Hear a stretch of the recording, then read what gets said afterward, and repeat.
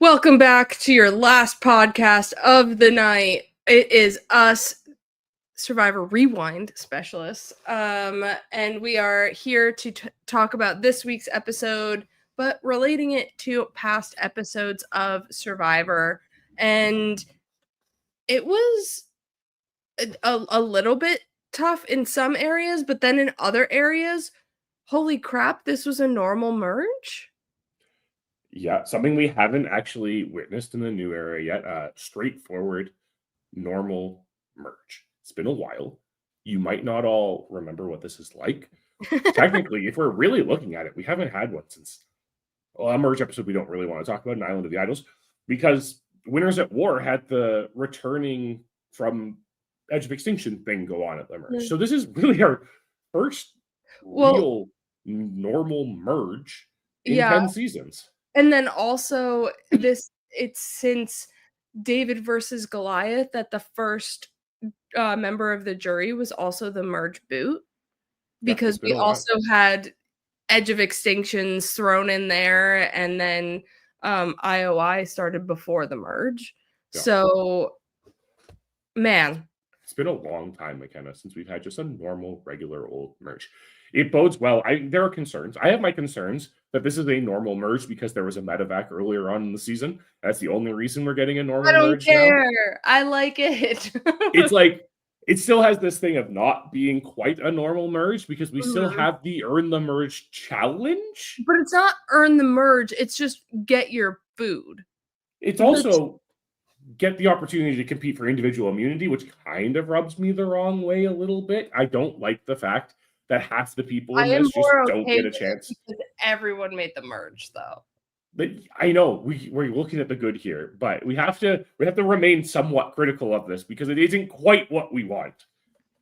No, but I'll take what I can get. At this point, I don't want to be too picky. If they're giving me everybody gets a black buff, I'm down.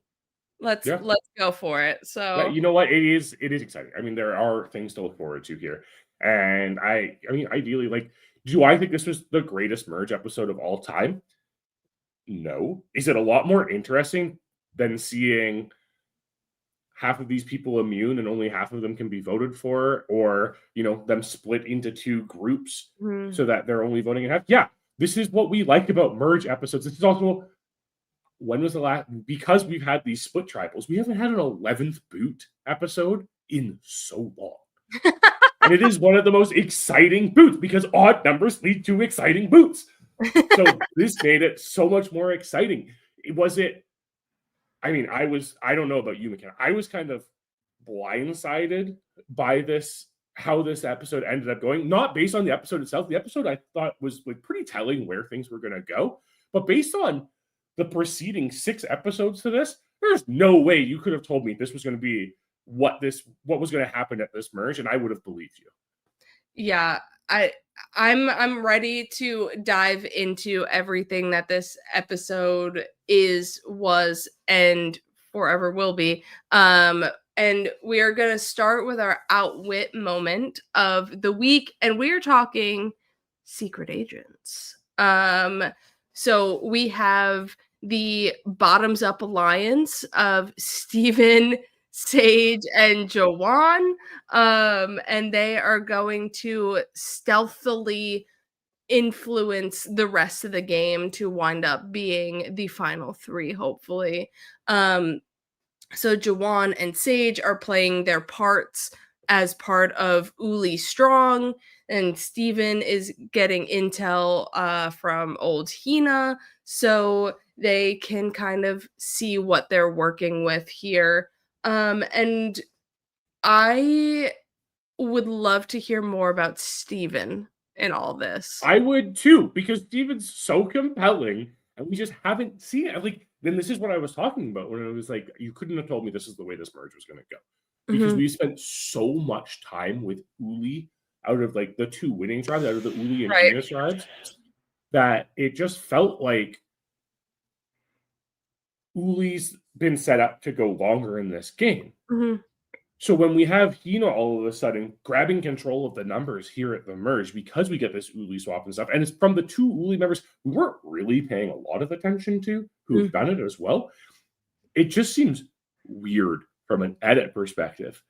But Steven seems so compelling. He seems very likable. I mean, he was very much identified by the Ulis in this episode as someone who is very easy to get along with, someone everyone likes. Like Sophie B was just mentioning, because I refuse to call her Soph, because I don't know if you've seen the tweets, McKenna, but apparently everyone in the season also didn't like the Sophie thing. And they preferred blue Sophie and yellow Sophie, or, we just do it like we normally do with their last initials. Or, yeah, I think we have to go by colors because the precedent was set with Purple Kelly. Yeah, well, I mean, maybe that's why we don't want to use colors. It set a bad precedent. But then there's Kelly Bruno, so, I know.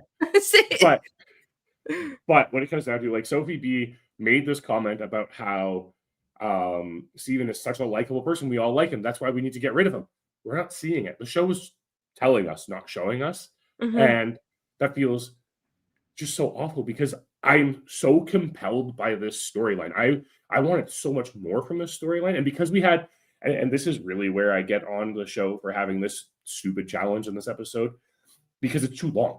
Like, we're dealing with hour and a half episodes, so me saying a challenge is too long shouldn't be that big of a deal. But because this takes up 2 spans of commercial breaks, we lose like a bunch of strategy where we really could have built up the momentum of Sage and Juwan and how they were being double agents. Because all we were kind of told was that they gave this mostly true story about how Shannon kind of went a little nuts and started like throwing out Juwan's name as soon as they swapped.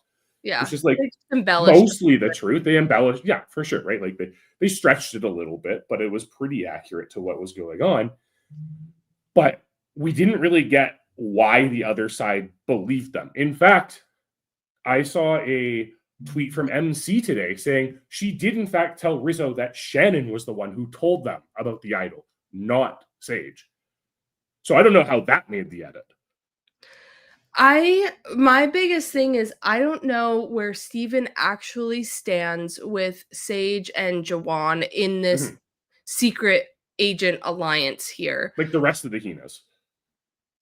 Yeah, like I want to know where he values MC and where he values Sage and Juwan, where he values Sophie and Christina, and where he values Sage and Juwan. Like, is there a pecking order? Is he going to bring MC into this group of 4 because they were tight before? And we aren't shown that. Unlike in Heroes, Healers, Hustlers, we see where Ben stands throughout the entire episode of who he wants to actually work with, who wants to work with him, where his alliance lies, and who is like tiered in it. Yeah, the interesting thing about Heroes, Healers, and Hustlers is that when we see it, and what I think it really highlights what the difficulty of the strategy is. It's a hard thing to pull off to make both sides believe you're working with them, because it's like in a game built around paranoia, when you are pretending to be aligned with people to feed intel back to the other side, that other side is, we're going to be like, oh, wait, are they just doing this to us too? Like, is it going both ways? Who is he actually the double agent for? And Ben does it so well. However, look what it does to him for the rest of his game. The most dangerous thing about this tactic, this idea of being a secret agent who's relaying information, is you are distinctly betraying people. And it's arguably one of the hardest things to do in Survivor, is like balance that. The fact that Ben gets the win at the end of HHH is really impressive. A lot of it has to do with like, his string of finding hidden immunity idols and like making it to the end in general. But he also was likable enough that people voted for him. Yeah. And that's the balancing act that's really hard to play in this. I think it's almost more beneficial for Sage and Juwan that there are 2 of them doing it. I was just going to say, in this season, we have basically a group of 3 playing into this alliance, where we have one person in Ben, and then we'll get to Dreams in a second, but Mhm. one person in Dreams where there's a focal point, a pinpoint of people who betrayed. Where here you have Sage and Jawan, and maybe one gets more heat than the other, but then they can like balance each other out as well.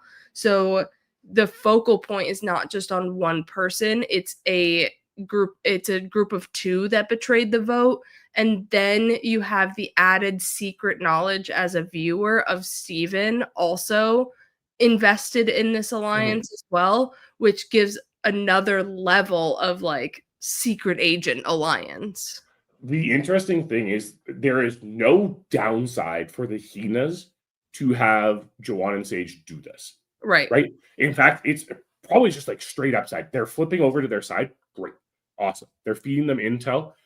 Did they utilize that intel as much as possible? No, because Rizzo made it very clear he wasn't playing the idol, and they Mhm. could have gotten him and the idol out of the game. Right. However, maybe they're also using the logic that Rizzo did of we know where the idol is, so it's not dangerous for it to be in the game still. Mhm. Like maybe that's the justification they have for going after Nate here instead. Doesn't seem like that's what it is, but maybe that's where they're thinking. Yeah. But Um, like look at Ben, right? Like in the HHH game, right? Ben becomes the focal point of everything, like you mentioned, McKenna. yes. He's a pariah, right? He becomes that very easy target for everyone at that point. He's betrayed people. He showed that he's untrustworthy, even to the side that he is dedicating his I think his he allegiance lost to. his own plot is what Yeah, happened, is like that's also true. he lost who he was loyal to almost.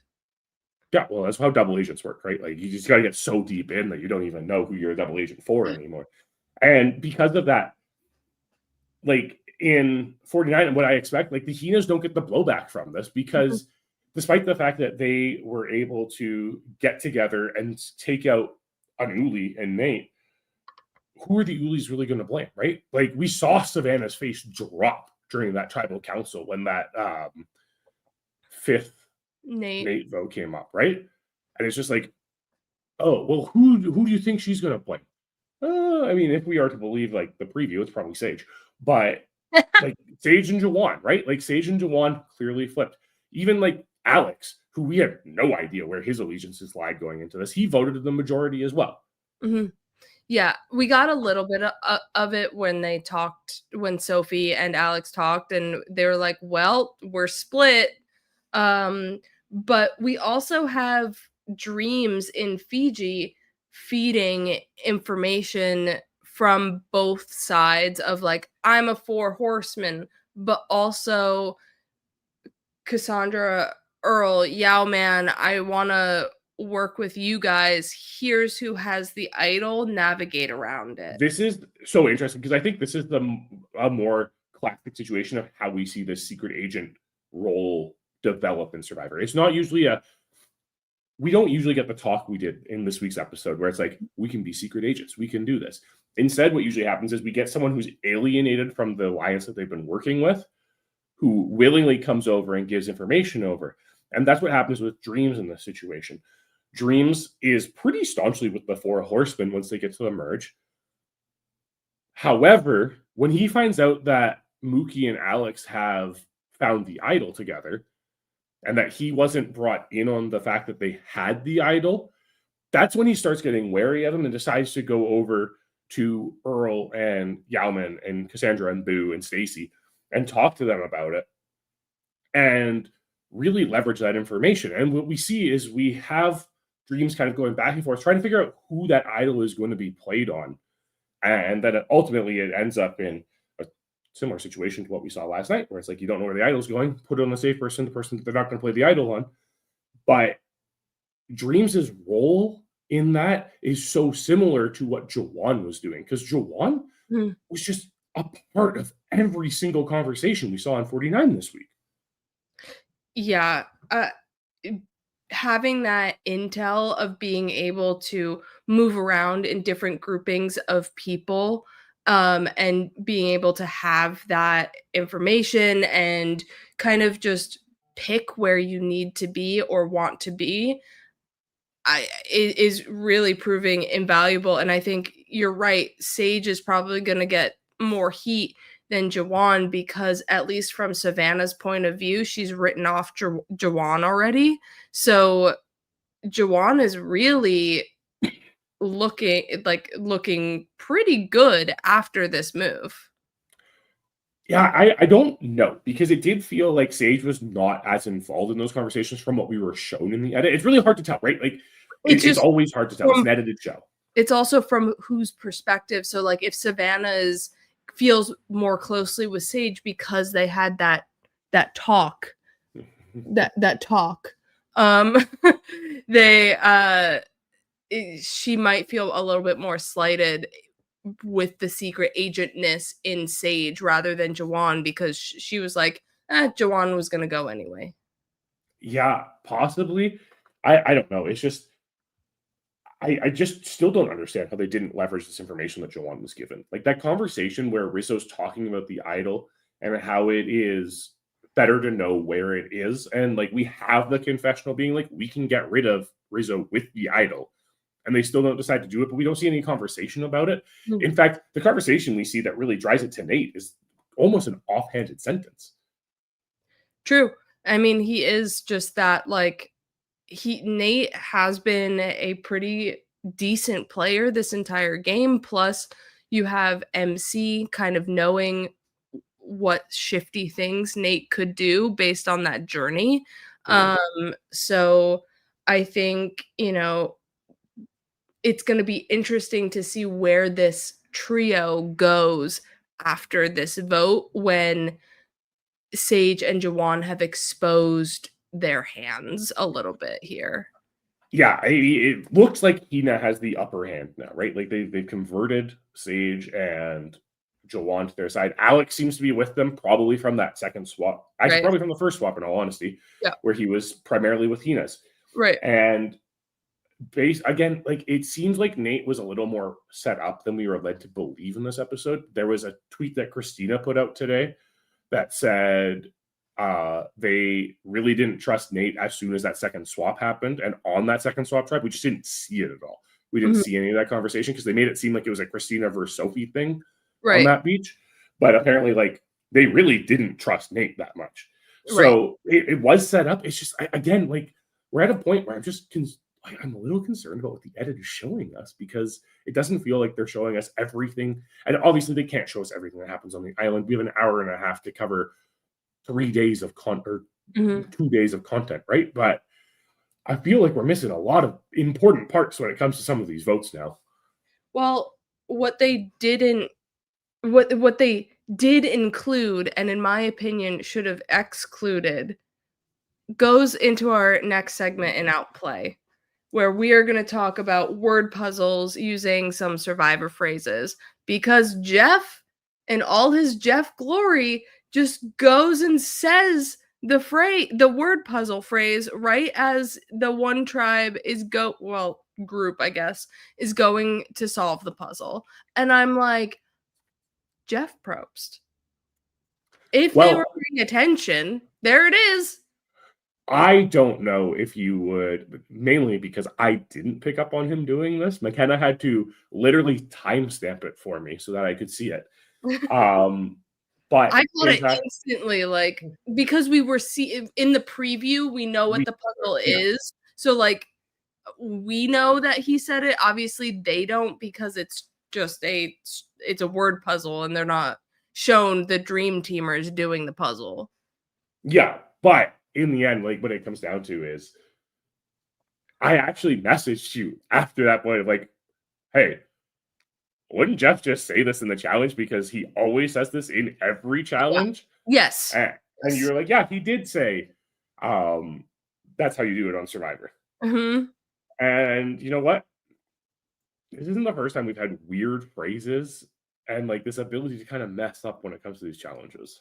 Yeah. So we've had a bunch of, like, maybe at the time it wasn't a Survivor phrase, but now has been adopted into a Survivor phrase, or maybe it was just in the early days. So I'm talking a reward with all the fix-ins in Worlds Apart. Jeff says this. I wouldn't say every reward, but he says it at certain rewards that are bigger and have like multiple parts and things like that.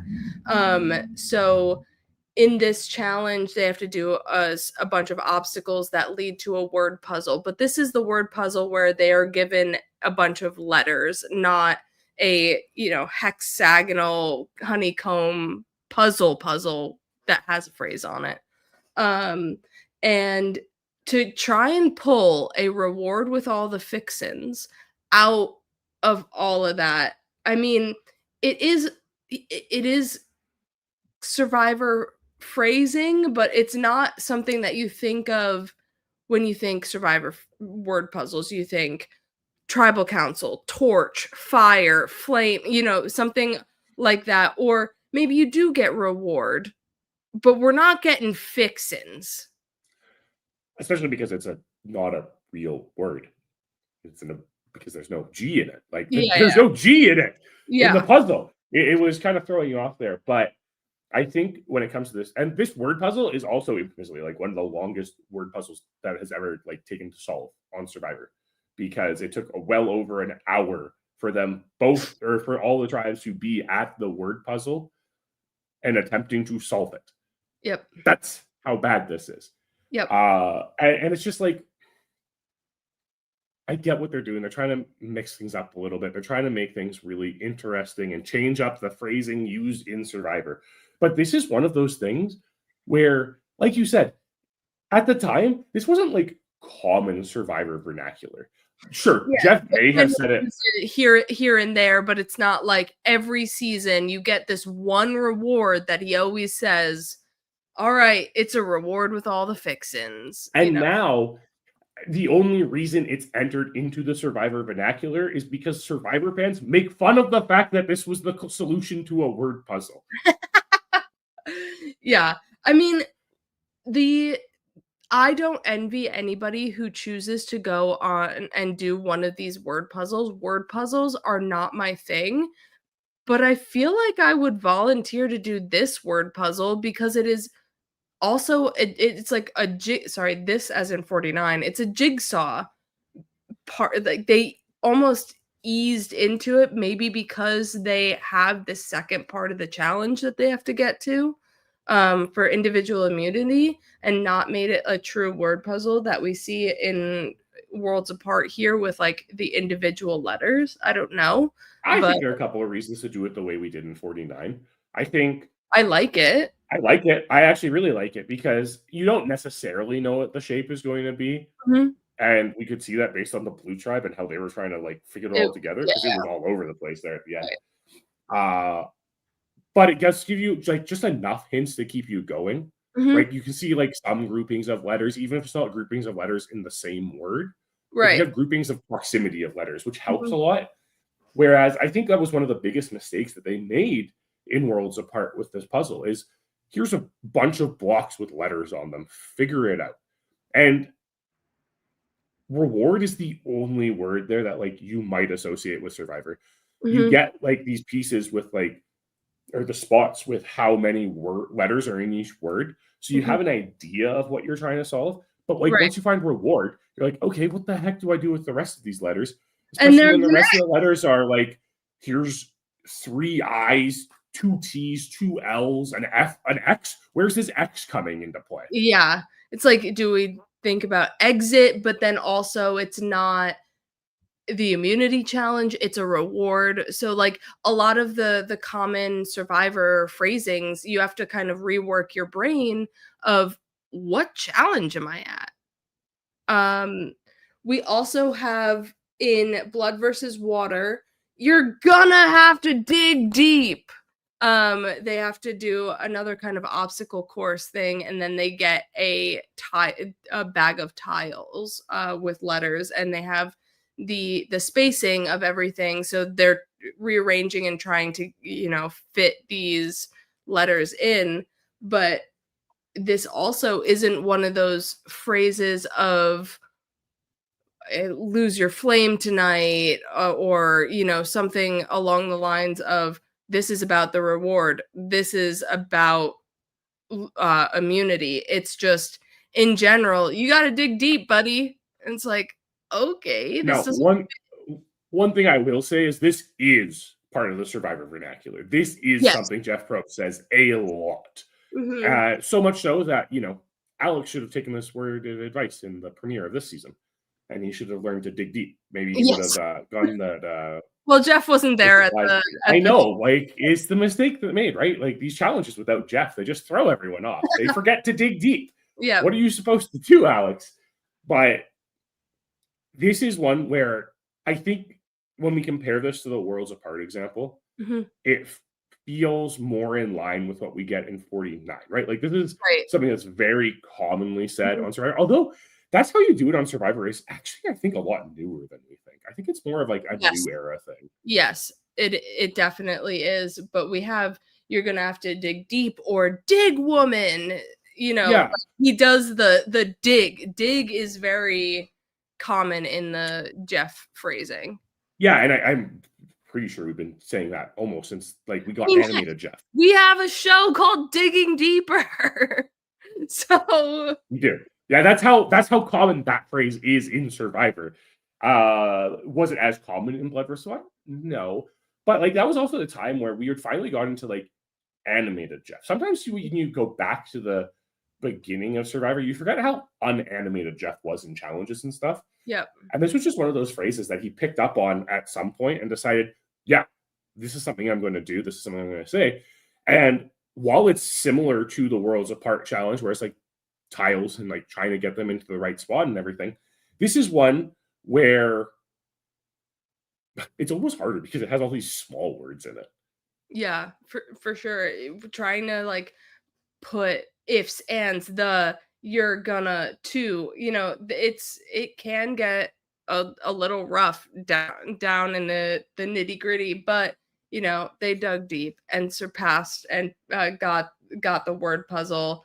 Um I would like to see more of the 49 word puzzle Mhm. because it's not as tiring, I guess. I know it's a big you have to build it puzzle, but you're also trying to mentally figure out the word puzzle, not just slap some pieces together. Because we have the build the giant puzzle Mm. on the top of the steps a lot. Do you remember the last time we had a word puzzle? I don't know it off the top of my head, but it's been a Oh, while. we should have looked it up as We should have. specialists. We should have. But it's been a No. while since we had a word puzzle. Hence why we're talking about Survivor word puzzles on the rewind because we haven't talked about it before. This is one thing that I think this solves the problem with word puzzles with the truncated season. Because I think a lot of the times when we look at challenges in the new era of Survivor, a lot of them are tossed to the wayside because of how long they might take. Right, Right? we don't have the hour to wait for the tribe to finish Yeah, exactly. Right. We just don't have that time because it bounces the schedule around way too much and it messes it up.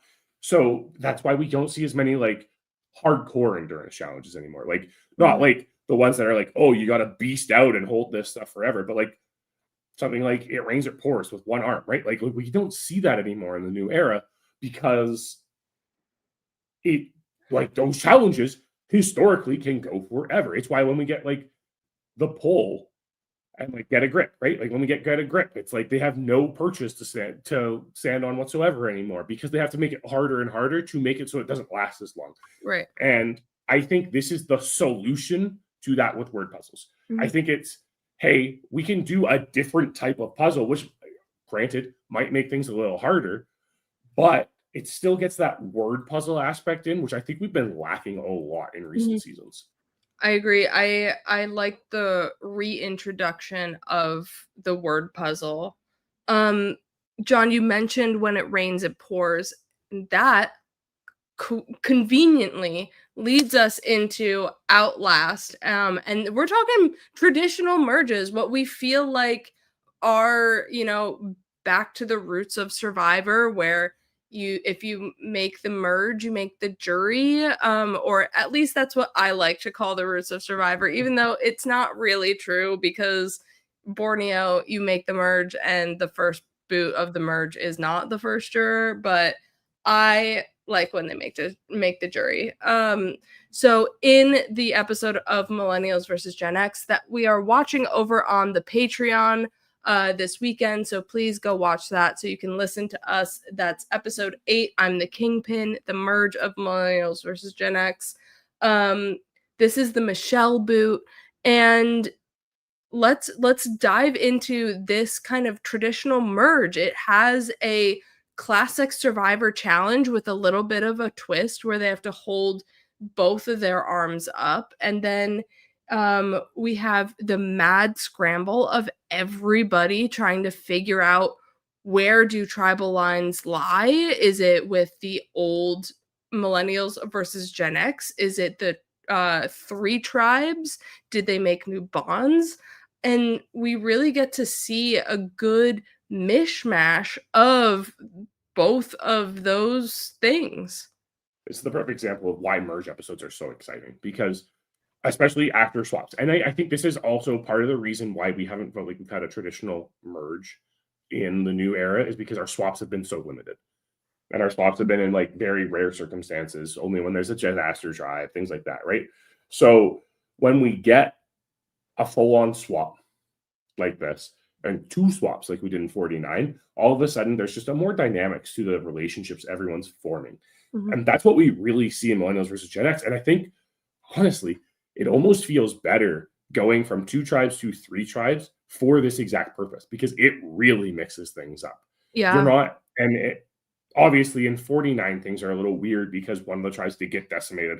Then a tribe swap happened and they just like ended up on separate tribes and there was no like real dynamic switching. But then we had that second swap, which did change things up a little bit more.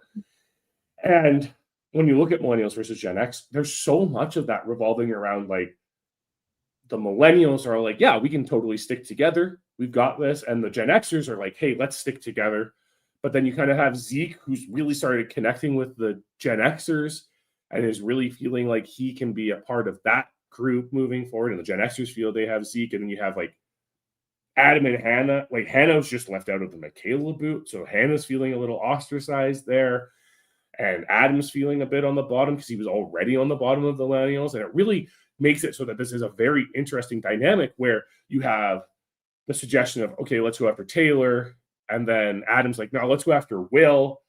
And then everyone finds out Adam's targeting Will. So they're like, let's go after Adam. And then the Gen Xers decide, now let's just go for Michelle because she's the safe, easy vote who they'd never play the idol for, much like Nate in this episode of 49. It's Right. just, it's so much more exciting. We have so many different names going out. And Mhm. while we didn't really get to that point in this episode of 49, we kind of only had what? So we also We had had like 3 names going out?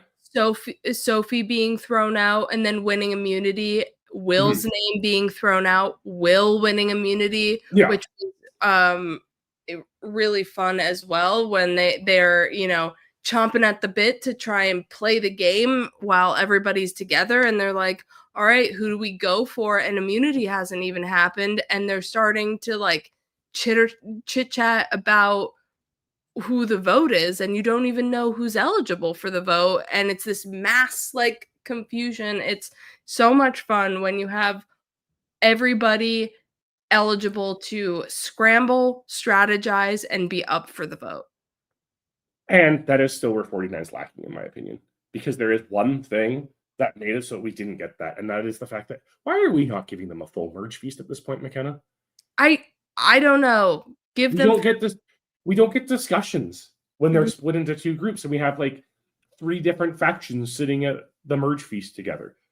Or Right. like, why are we making MC have to go find her idol right in the time that she should be creating new bonds with people so that she doesn't get voted out of the merge, right? Like sometimes production does do things right, but sometimes they just still do things so wrong. Yes. Yeah, we are, lacking that time of everybody eating together, but we still there nothing gets accomplished, just like nothing got accomplished at this merge feast either, but it just gave the people who didn't get the feast more opportunities to go into the woods, which also is you almost it switches your mentality Yeah. of do I want to eat or do I want to go back to camp instead? You just have to think about how many merge feasts have been so exciting. We talked about some previously, like we talked about like the Gabon merge feast, which Mm. technically wasn't actually a merge feast because they didn't merge. Right. But right, like there's excitement to that of them like taking the idol and throwing it in the ocean. You don't get that when it's half of a tribe. You don't And get like the game Culpepper tie thing in Game Yeah. Changers. We went to the exact same spot, McKenna. That was not planned, everyone. We actually just both thought of it at the same time. Which is everything is happening in the same area. Like Culpepper and Ty they could yell and talk to everybody if they wanted to. Yeah. Which I almost think they should have been on like a little blanket by themselves where they could see everybody, but hey. Because they made the sacrifice to not eat. So it is what it they is. could be in the conversation.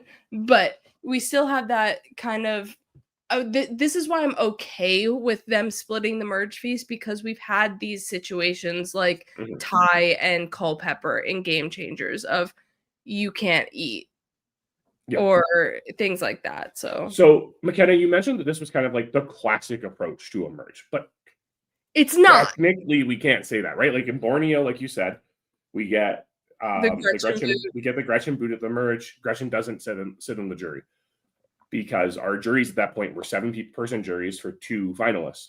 This continued through until the first time we ever had a merge start with the first person voted out of the merge being the first juror. And I don't think it's really that much of a surprise that it happens in Survivor All-Stars. All-returning season where they want to keep as many returnees on our screen as possible. Yeah, exactly.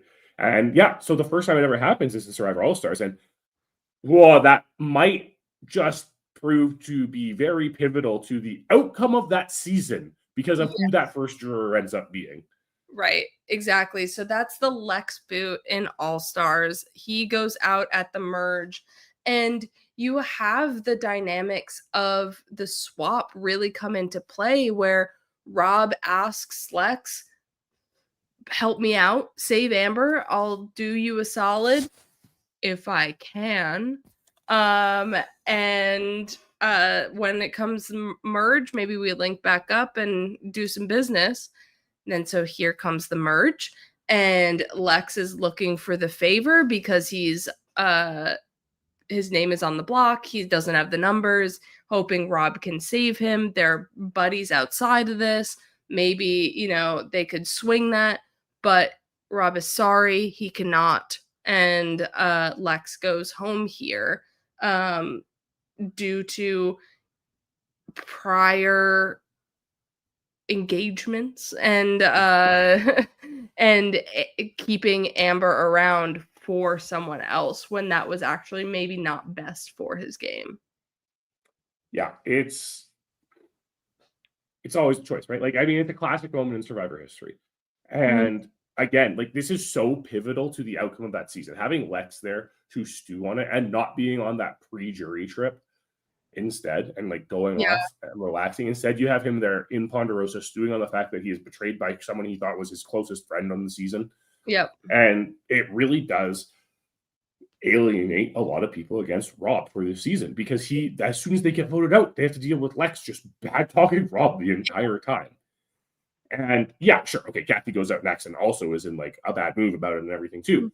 Again, doesn't help, but it's so important with that first person going out. And that's why it's so fascinating when we look at this. There are only 13 seasons now where the person, like the merge boot, is the first juror. A lot of the times it happens a vote after the merge. Or sometimes more uncommonly, it's 1 or 2 before the merge. Yeah, there are a couple of times where it's before the Cook merge. Islands, heroes versus villains, like that's all weird. Heroes versus villains at least makes a little more sense as an all-star season. These people know each other. It makes a little less sense when you consider the fact that there are not even tribe swaps on there. So there are people who are voting for people they haven't been on a tribe with at all. Yeah. And it's the same with like Island of the Idols does it as well. And then we have like those outliers, which are really weird with like the return into the game mechanics. So we have like our Redemption Islands, our South Pacifics, our Blood versus Water, our Edge of Extinctions, our Winners at War, which aren't really this way because especially the Edge of Extinction seasons, because their entire season is the jury for some reason. Um, but when we get, it's fascinating. And like, there are arguments to be made that it shouldn't be the first merge boot who is the first juror because they don't get an opportunity to really meet everyone. They don't Mhm. really get an opportunity to fully assess people's skills in game. However, I think it feels like it should be that reward for making the merge. I Exactly. always feel so bad when the person makes the merge and Mhm. then gets voted out before, like, they get voted out and they don't even get to sit there until the rest of the game, especially now in the new era where it happens, because it usually happens in the split tribal, in the back half of the new era. It's happened in the split tribal council, where the tribe or the team that loses that challenge has It to vote doesn't someone make out. They the don't jury. make the jury. Yeah. And it's not even like we're living in a pre-COVID world where people were going on their pre-jury trips. Instead, it's just like, cool, go back, go home. Nice to see you. Peace. You made the merge. Not that big of a deal. And we've had so many conversations about it on the podcast several times. Like, we've had the conversations, Phil and Will have had the conversations, right? Like, it's that idea, like, is this just like a monetary thing? Is there a difference in like pay scale from making the jury versus making the merge? Maybe there is, but I'm so glad Nate is the first juror. And like, it might be because there was a medevac earlier in the season, but I'm really hoping this persists moving forward. And also, who you vote out at the merge really dictates your your end game, even you personally. So, like, Michelle in Millennials versus Gen X being the first juror is going to leave the jury a little bit more wide open because she's going to be welcoming to everybody who's coming in and is like, "Oh, how's your experience?" kind of Mhm. thing. Where Lex is going to be like, "So what did Rob do now?" Yeah, Where exactly. Right. tone. And I think them voting out Nate here is going to set more of the Michelle precedent of what happened in your game. Tell me about how you went out, and has this kind energy because he's just a dad. He's a I stay-at-home dad. I don't know how much like the foreman of Ponderosa matters as much anymore. Like, I Yeah. don't know how much that really matters to the way a jury is shaped. We saw it a lot in earlier seasons where that person kind of sets the tone for how the jury is going to Well, be received. they didn't want Say on the jury because they didn't want Say to have her energy on that jury. So maybe it still is, maybe not the first one, but at least some jury members definitely do set that tone. Absolutely. But I think, like, especially in the new era where we have all these like fans playing Survivor, it's more, we've seen recently a more tendency towards like respecting game Right. and like game moves and like understanding that. Like, Nate going out here, I feel, and I might be wrong about this, and Nate could prove me wrong at this when we get to finale night and he casts his vote for who wins the game. I don't feel like Nate's going to feel terribly scorned by Jawan and Sage to the point where he refuses to vote for them. Right. Yeah. I'd say that too. And that's almost good to have as, your first Mhm. juror and merge boot too. So Yeah, and I think it's also just nice having a blindside at the merge. Like, correct me if I'm wrong, but starting the merge off with a blindside is never a bad thing. I can't correct you, Sir John. It is definitely a good thing. But what's not a blind side is the ending of this episode. So we are going to come back at you next Thursday with another episode of the Survivor Rewind. But to tide you over, make sure you check us out over the weekend on Patreon, watching the merge of Millennials versus Gen X. Alrighty, and John, what do we got going on in the Specialist Bill was Universe? joined by Blake for the recap this week. Not 100% sure why, but Blake's there instead, so that's good. But if you still need your Will fix, Will joined Phil to talk to James Jones earlier today on Digging Deeper. That I haven't had a chance to listen to that because it happened right before we did this. So I'm sure it was fantastic because James always brings some thoughtful insight. McKenna and Kyle also sandwiched between those two podcasts, talked Amazing Race, which was another fun episode. I enjoyed this episode. It was a surprising exit this week on the Amazing Race, I would say. So it was It was a sad compelling. I know it was sad. Phil Phil will be joined by Bryce Isaiah on Sunday for the predictions and power rankings. That's going to be fun. Bryce is always fun to have on the podcast. And then Tech with us a match chat at some point, I think. Yes. On Tuesday, I believe. I can't remember who was with her this time, so stay tuned. Check out. The best way to find out, though, I think it's Annika. Subscribe to the channel. Oh, yeah, that's right. It is Annika this week, which will be fun. Annika is great, so definitely check out Matt Chat with Tagged With on Tuesday with Annika. Like the video, subscribe to the channel, become a patron. There's lots of content over there. We keep going. Australian Survivor Cast just got dropped today. Just saying, McKenna. So maybe something will come about that soon on one of Phil's Friday Australian Survivor podcasts. I don't know if that's true or not, but probably. We'll see. And we will see you guys next week. Goodbye.